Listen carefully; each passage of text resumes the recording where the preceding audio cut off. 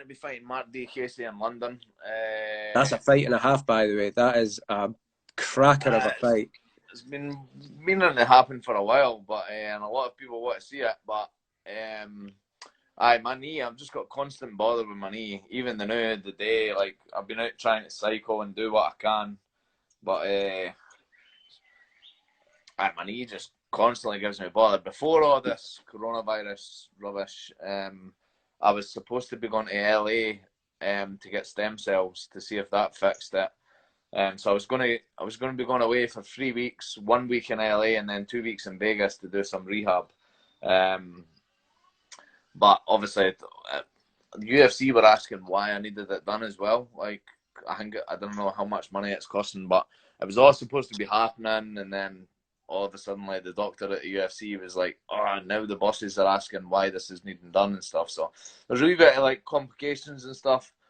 I'm kind of glad that happened now, though, because I maybe would have been stuck in America while this is going on, and I wouldn't have liked that, being on my own, away from my family and that, while this is all going on. So maybe worked out for the best, but obviously I'm hoping once everything goes back to normal, I fly out, I get the stem cells, hopefully it works, because it's had the case where, like, if it doesn't work, then I'm pretty much going to be forced to retire. That's how bad my knee is.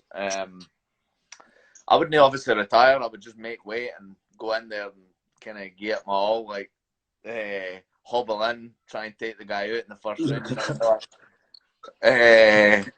Might work out for the best. Yeah, be exciting. I used to fight better like that sometimes when I just went in and tried to kill the guy in the first round. But I pretty much just need to wait and see how this knee goes. Kind of like that. And the Joe Lauzon fight was a wee bit similar. Like, he beat the crap out of me in round one. I mind he was on the mount. You didn't feel the pain as much. I do feel a wee bit of pain, but I obviously watching him back, he mounted me, gave me a huge elbow. He took my back, beat me up a bit. And I had to come back and steal the next 2 rounds with that as well. But that was, at that time, that was the biggest one in my career. I've done a lot of cool stuff in my career. See if this was the end of me. Like, obviously, I'm hoping it's no, and I've got a lot more in me. I believe I can be champion if my body works. If my body actually works, I've got the mindset. I'll literally fight anybody. Like, I'm not scared of anybody. I'll fight. Obviously, now that it's my career, then I wouldn't fight for free. But before all this, when it wasn't my career, I'd go out and fight the biggest, hardest guy out there, because I think what's the worst that can happen? If there's a referee there and he's not going to keep beating me until I die, but the worst that can happen is you lose or you get knocked out or whatever. But I've got the mindset. I just need my actual body to work, and I've got the kind of mindset to train how I should train. I know that I fight in the UFC, it's like the Champions League of football. I know that you need to give, and even in fighting in general, you need to give it everything. Like, the amount I've had to sacrifice, and that's the hard part though, is because a lot of it's in here.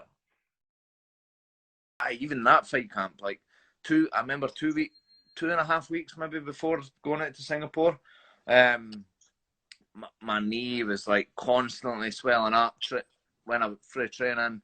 Me and James were obviously always kind of thinking he'll maybe be able to tell you better as well. He'll probably be thinking that he was ready to pull me for the fight. It's up to him as well.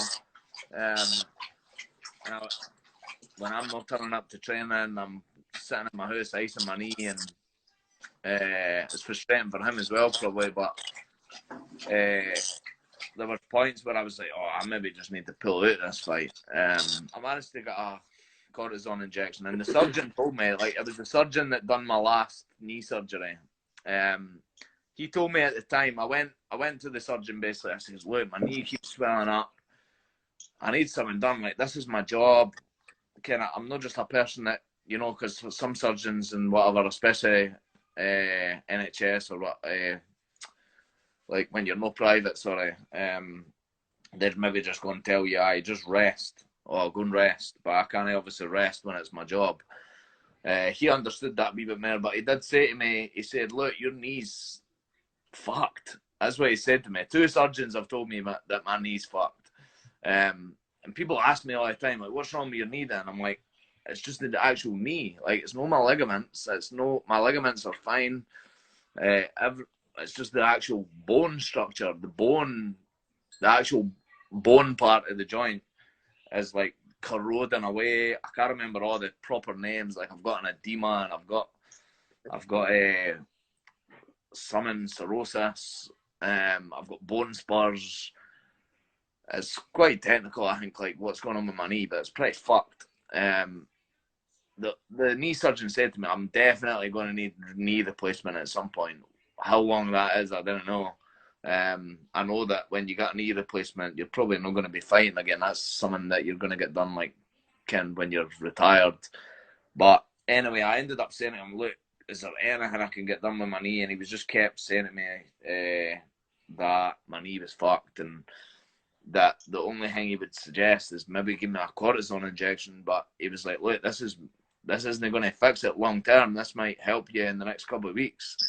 It might help you get through the fight, but you had a grappling match a couple of months before that as well. Do you think that helped in Polaris with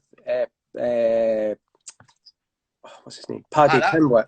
Do you think that helped? Was that like a good help for your preparation, do you think? Or did that hinder your knee? Did you feel like inflamed after that or anything? Was that like a couple of months before or something like that? Was that a couple of months before your fight with Michael Johnson?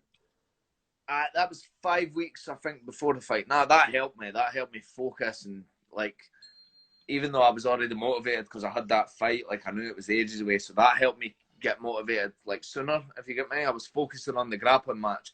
It helped me focus on my grappling, as well as I was obviously doing striking and everything else, wrestling. It helped me focus on that.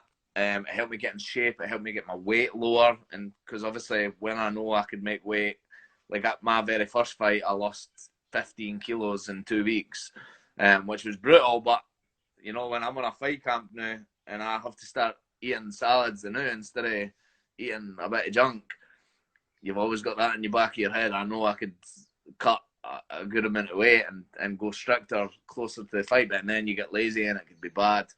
So it helped me get in shape and be stricter with my diet a lot sooner.